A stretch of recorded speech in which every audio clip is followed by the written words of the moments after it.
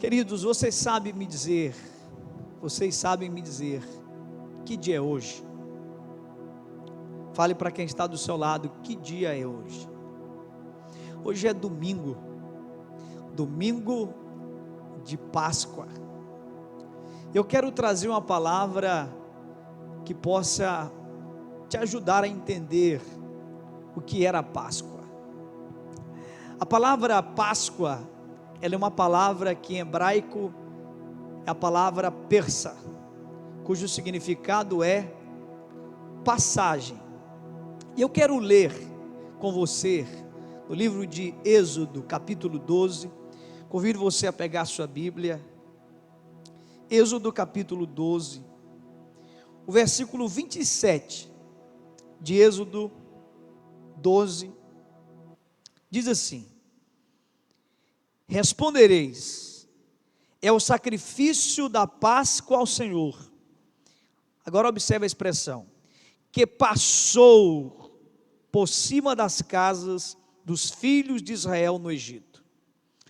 É por conta dessa expressão, passou, que originou a palavra Páscoa, que é persa, ou passar.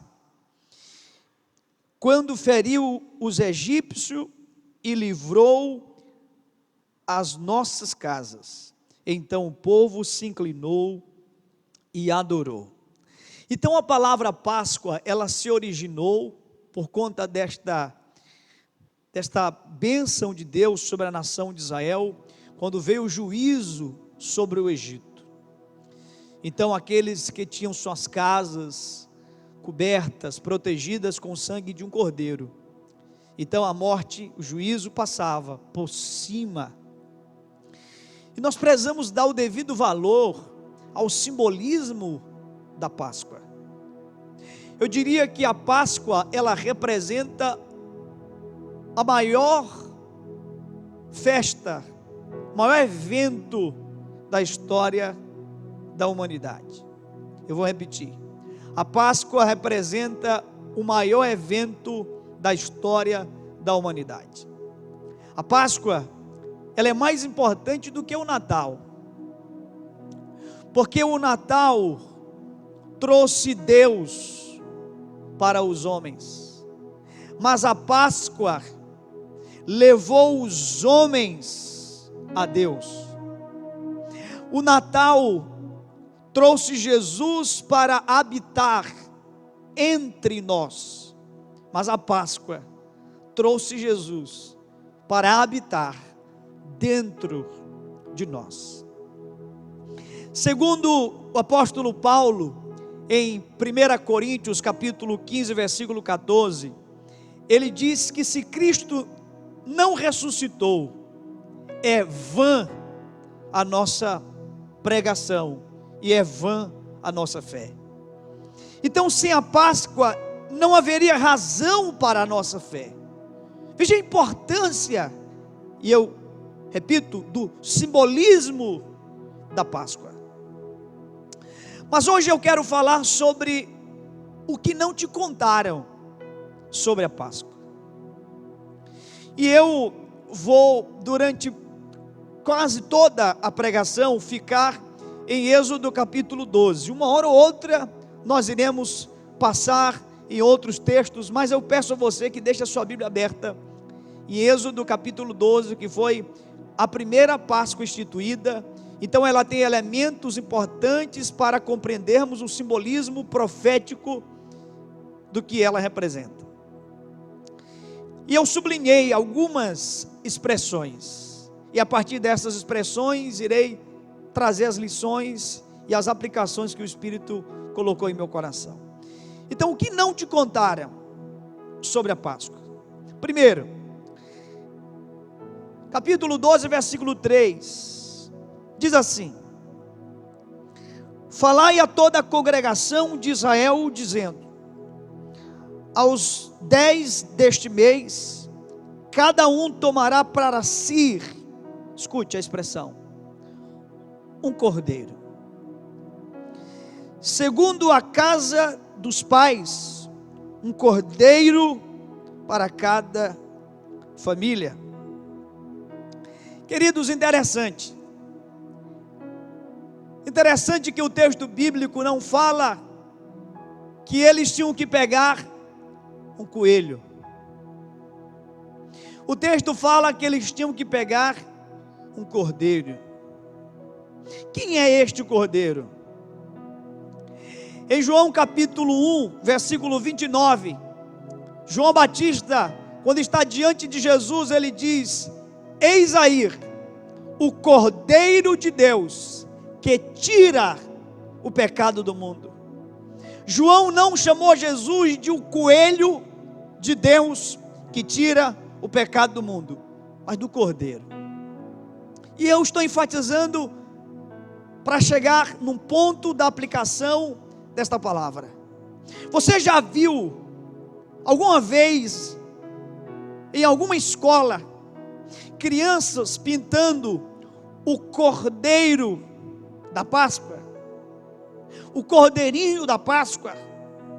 Possivelmente você nunca viu, mas você já deve ter visto crianças pintando o coelho da Páscoa. E por que isso? Simples. O objetivo é retirar Cristo da Páscoa. Não há nenhuma comparação, nenhuma figura tipológica do coelho com Cristo, nenhuma. Então nenhuma criança vai vincular o coelho à figura de Cristo, mas o cordeiro é uma figura tipológica de Cristo. Então o objetivo é retirar Cristo da Páscoa. E esse é o espírito do anticristo, que em 1 João capítulo 4, versículo 3, João diz que esse espírito já estava atuando desde os seus dias. O espírito anticristo. Só que o espírito do anticristo, ele não quer tirar só Cristo da Páscoa. Ele quer tirar Cristo da sua vida. Ele quer tirar Cristo da sua família. Ele quer tirar Cristo da cultura. Ele quer tirar Cristo das artes, da comunicação. Ele quer tirar Cristo da nossa sociedade.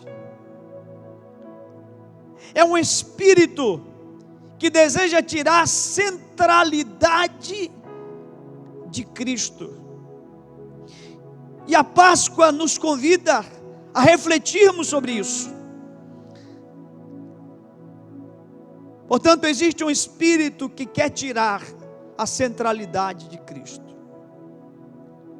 Esse espírito está atuando desde os dias dos apóstolos.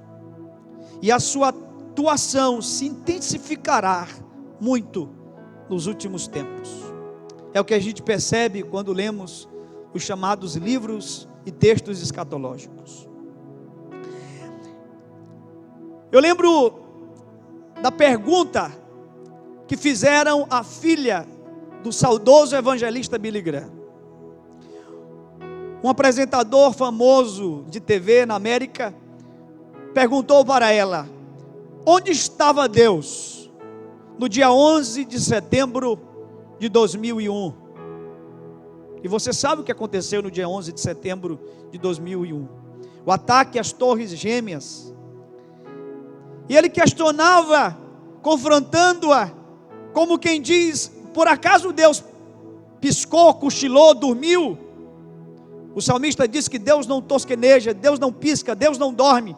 Mas ele estava questionando aquela mulher de Deus, filha de um grande homem de Deus, e dizendo onde que Deus estava. Mas ele foi surpreendido com a resposta movida pelo Espírito que aquela mulher deu.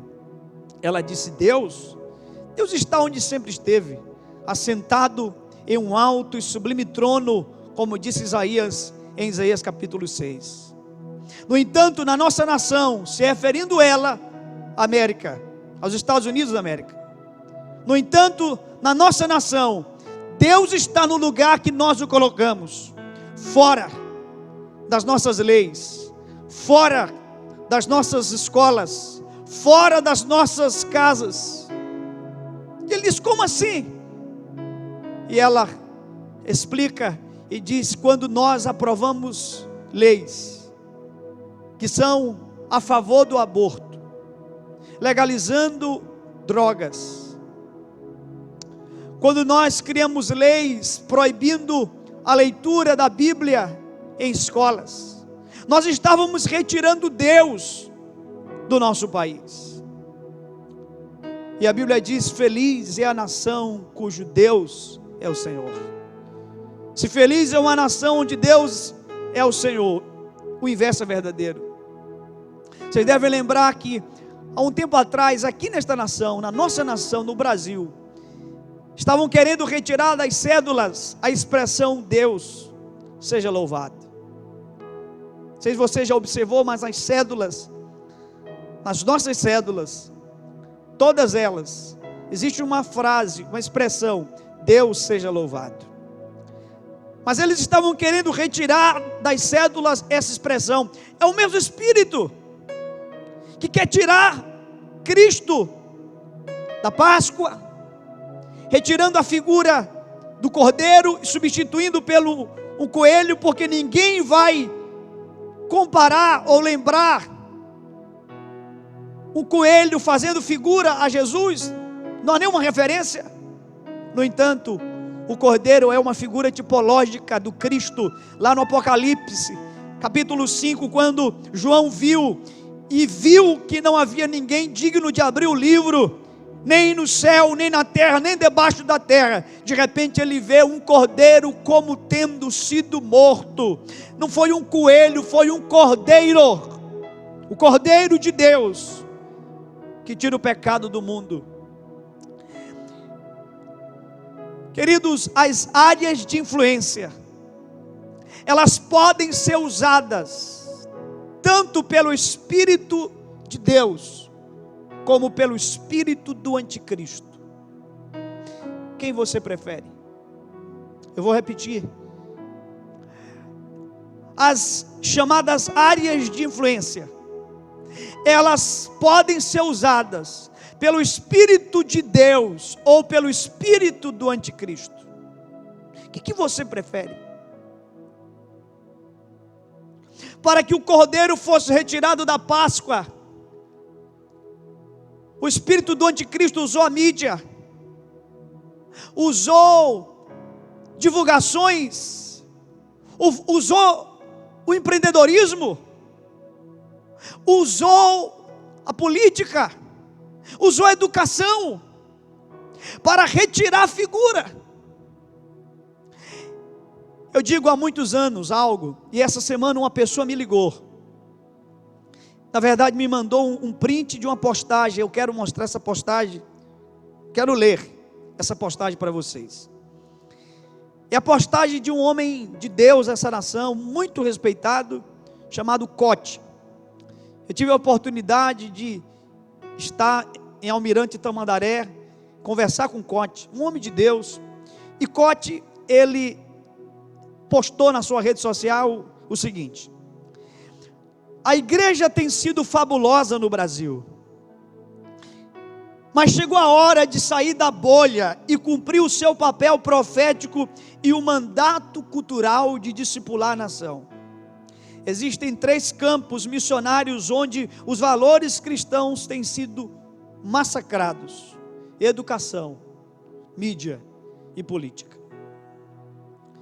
Gente, eu digo isso há tantos anos. O que não te falaram sobre a Páscoa? Você precisa entender que a Páscoa é sobre um cordeiro que foi morto, que esteve morto, mas ele ressuscitou ao 3º dia, para nos dar o direito à vida eterna. Ele morreu, o cordeiro, ressuscitou como o leão da tribo de Judá. No entanto, percebam que há um espírito querendo tirar a centralidade do Cristo, e repito, não só da Páscoa, mas de todas essas áreas que eu pontuei da sua vida. O inimigo quer tirar a centralidade de Cristo no culto. Por favor, pense nisso. Segunda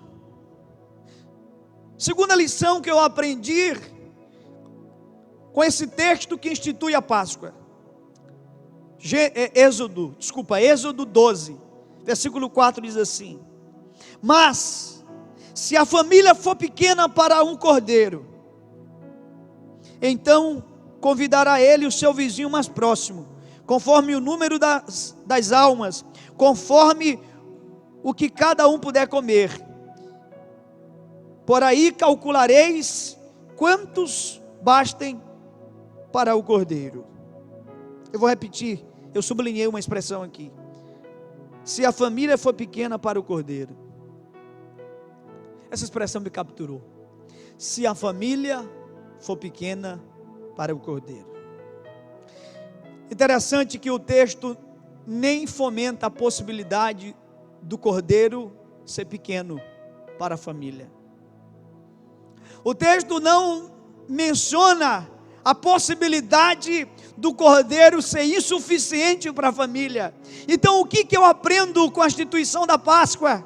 O que não te contaram sobre a Páscoa? É que a Páscoa fala da suficiência de Cristo.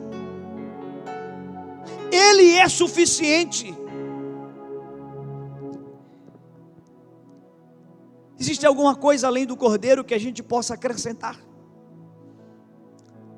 Em Atos capítulo 4, versículo 12, quando Pedro está diante do Sinédrio e ele está pregando, ele diz assim: nenhum nome há debaixo do céu pelo qual importa que os homens sejam salvos. Só existe um nome, e este nome é o nome de Jesus. Ele basta, Ele é suficiente.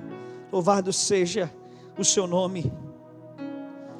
A suficiência dos meus méritos está em saber que os meus méritos não são suficientes, disse Agostinho. Nós precisamos de ventos e tempestades para exercitar nossa fé, para arrancar o ramo podre da autossuficiência e nos enraizar mais firmemente em Cristo, disse Spurgeon. E eu tenho uma pergunta a você. A minha pergunta é: Jesus, ele é importante ou suficiente na sua vida? Pensa aí. Jesus, ele é importante ou suficiente na sua vida? Deixa eu te ajudar a encontrar a resposta. A palavra importante vem de importar. Aquilo que eu trago para dentro e me enche. É esse o sentido e o significado etimológico da palavra importante. Aquilo que eu trago para dentro e me enche. No entanto, a palavra suficiência significa aquilo que eu trago para dentro e me preenche. Uau! Que coisa extraordinária. Eu quero ler com você 2 Coríntios capítulo 3. Nós voltaremos já para Êxodo, mas eu quero ler 2 Coríntios capítulo 3.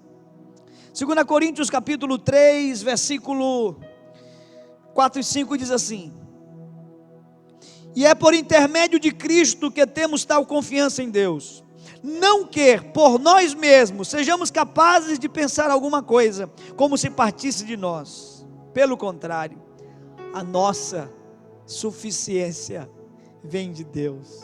Que maravilha! Que maravilha, porque Ele não conjugou na singularidade. Ele não disse a minha suficiência, Ele diz a nossa, a dele, a minha, a sua.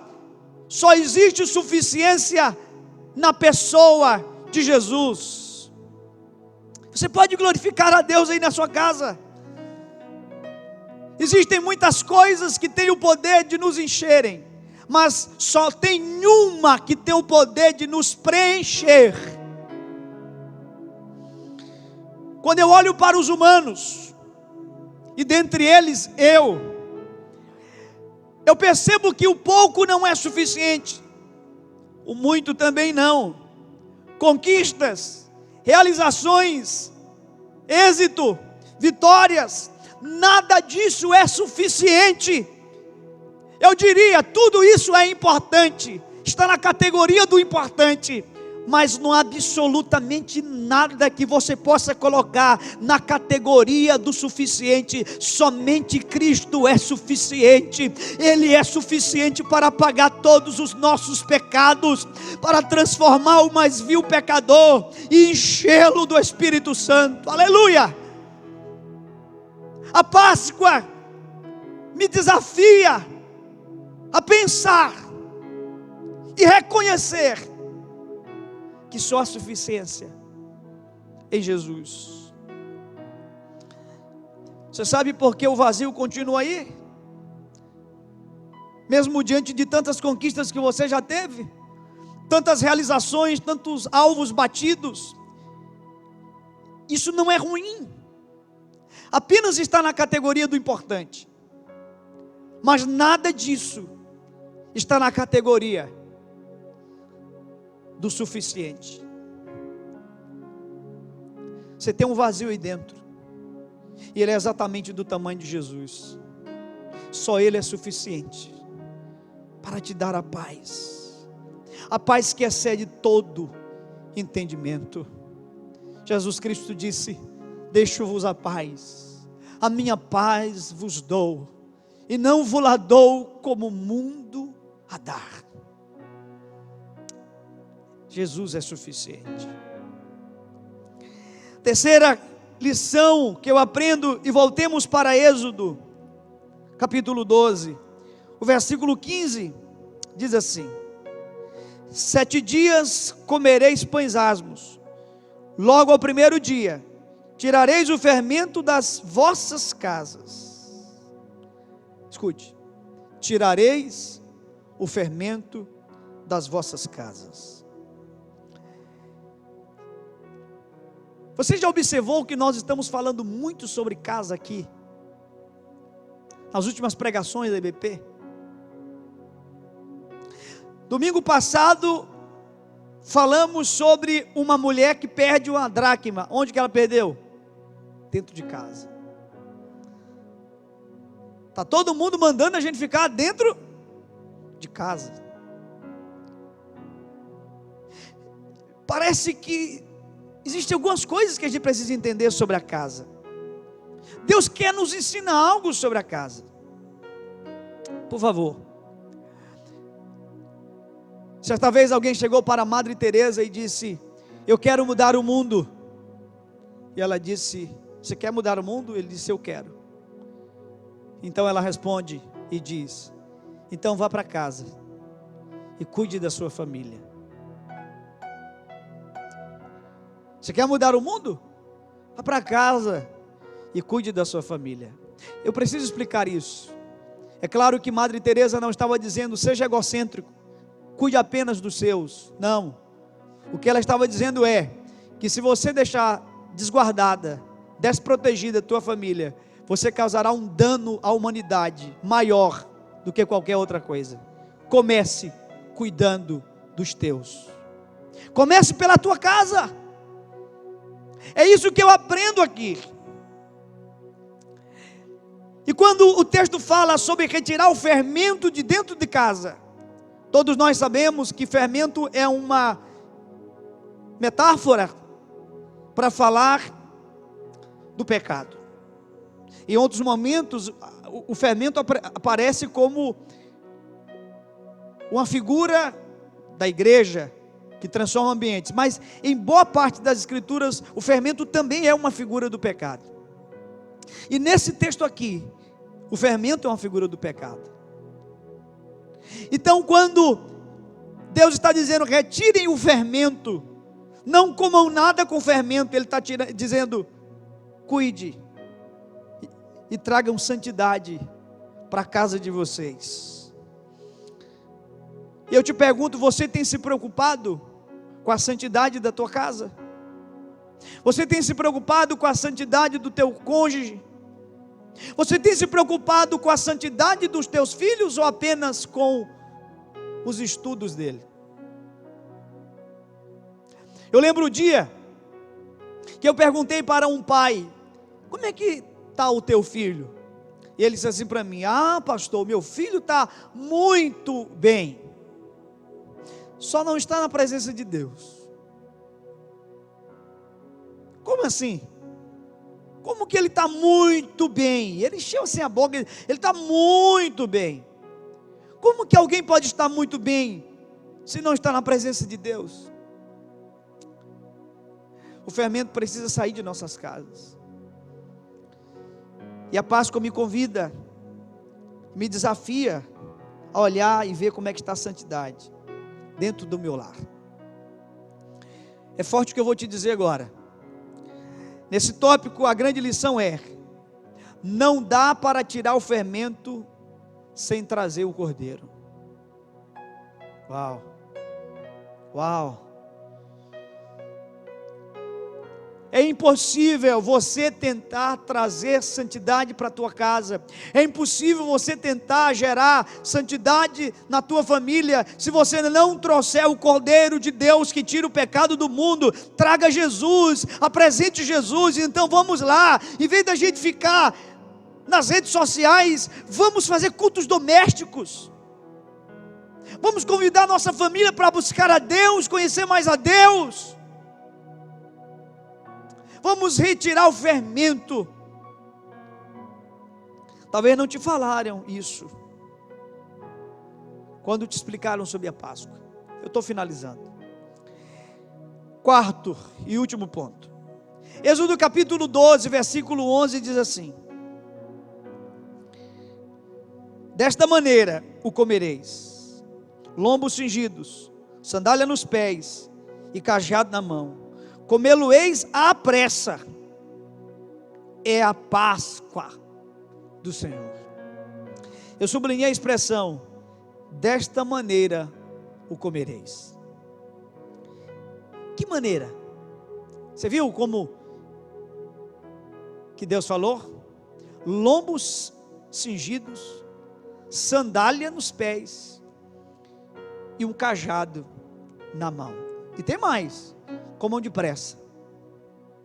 O que a gente pode aprender aqui? É como se Deus estivesse dizendo para eles: olha, vocês não são mais escravos, mas vocês não permanecerão nesta terra. Queridos, tem gente que já foi liberto da mentalidade de escravo, mas ainda não foi liberto da mentalidade de permanência. Ele sabe que ele não é mais escravo do pecado, mas ele vive como se a terra fosse o seu destino eterno, como se ele fosse permanecer aqui para sempre. Eu lembro do apóstolo Paulo, quando em Filipenses capítulo 3, versículos 18 e 19, quando o apóstolo Paulo diz: alguns há entre nós, dos quais repetidas vezes eu vos disse e vos digo agora de novo, que eles são inimigos da cruz de Cristo. Gente, que expressão forte! Inimigos da cruz de Cristo. Quem são os inimigos da cruz de Cristo? Quem que nós talvez iríamos nomear, selecionar como inimigos da cruz de Cristo? Gente anti-Deus, gente anti-Jesus. Mas olha que interessante, Paulo está dizendo que os maiores inimigos do cristianismo, o maior inimigo do cristianismo não é o anticristianismo, é o subcristianismo. Porque nesse texto, no verso 19, lá no finalzinho, ele vai dizer: porque eles só pensam nas coisas desta vida. Paulo está chamando de inimigo da cruz gente que vive como se fosse permanecer na terra para sempre. A Páscoa me convida a pensar e refletir que eu não sou mais escravo, mas eu não permanecerei nesse mundo. Portanto, eu não sou escravo, e eu não irei permanecer. Somos então peregrinos. Somos peregrinos. No entanto, não somos peregrinos com mentalidade de andarilhos. Somos peregrinos com mentalidade de embaixadores. Eu quero ler com você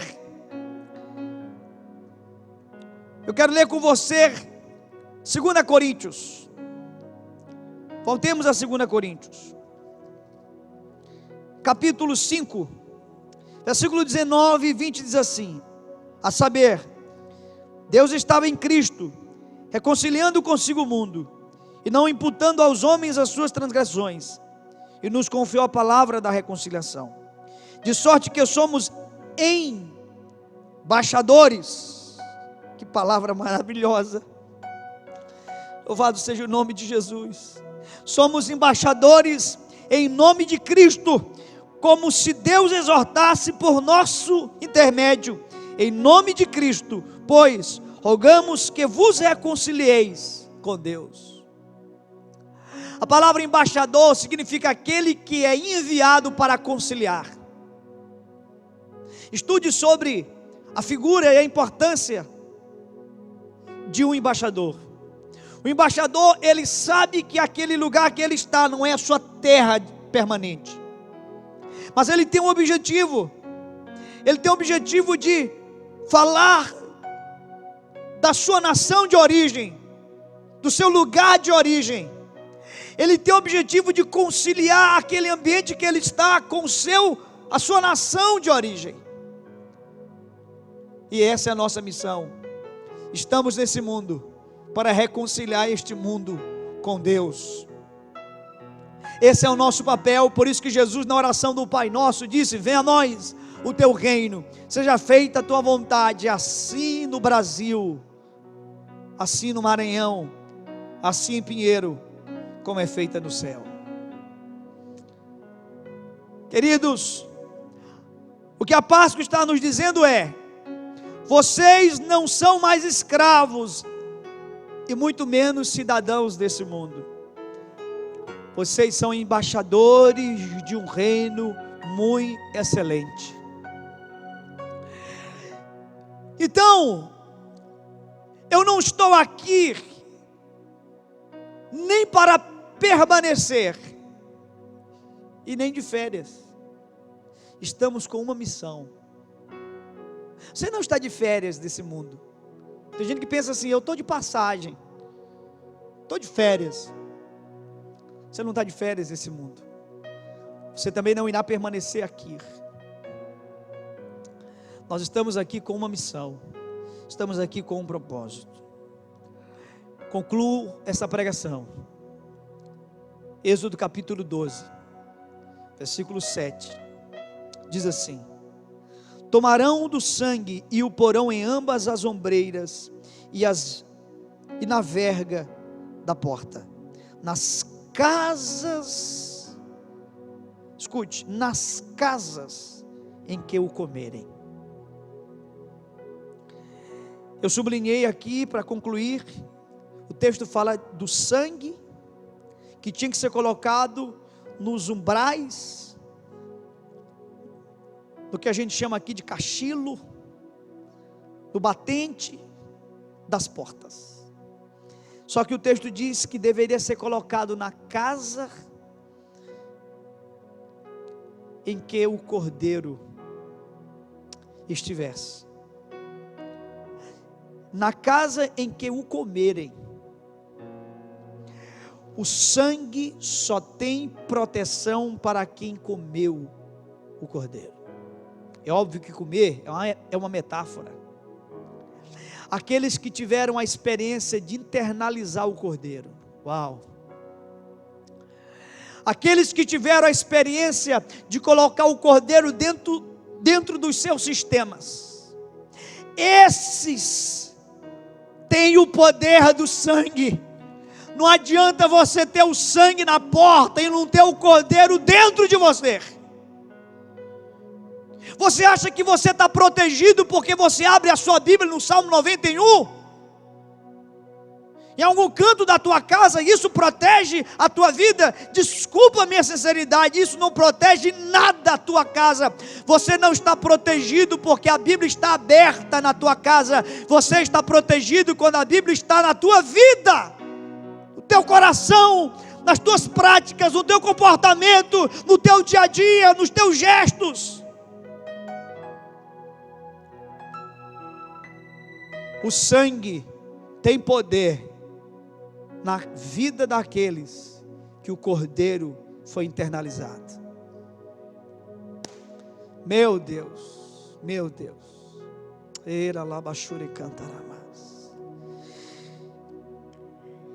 Qual a diferença entre Êxodo 12:3 e João 1:39? Presta atenção, eu vou ler. Êxodo 12:3 diz assim: falai a toda a congregação de Israel, dizendo: aos 10 deste mês, cada um tomará para si um cordeiro. Um cordeiro, escuta, Marcel, um cordeiro. Quando chega em João 39, João 1:39, João diz assim: eis aí o Cordeiro de Deus. Qual a diferença entre o texto de Êxodo 12:3 e João 1:39? Você percebeu a diferença? A diferença está no artigo. Lá em Êxodo diz que um cordeiro tinha que ser morto. Um é um artigo indefinido. Um cordeiro, qualquer cordeiro. Me traga um cordeiro. Obviamente um cordeiro perfeito, sem mácula. Mas era um cordeiro. Traga-me um cordeiro.